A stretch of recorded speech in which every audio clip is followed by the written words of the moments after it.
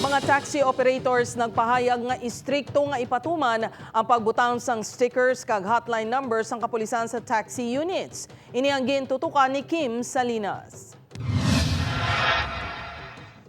Ginpasiguro sang taxi operator sa Iloilo City nga nagagana ang dash cameras kag may nakapaskil nga sticker sa tagsa ka unit sang taxi. Inibase man sa ginkasugtan nga pagsinapol kaupod ang Iloilo City Police Office sa mga tikang sa pagresolba sa mga isyu nga ginkaulamiran sang taxi drivers. Inibase man sa ginkasugtan nga pagsinapol kaupod ang Iloilo City Police Office sa mga tikang sa pagresolba sa mga isyu nga ginkaulamiran sang taxi drivers. To check whether natin function dito. Dashcam to check whether may ara sila proper marking. Kaya isa ka requirement.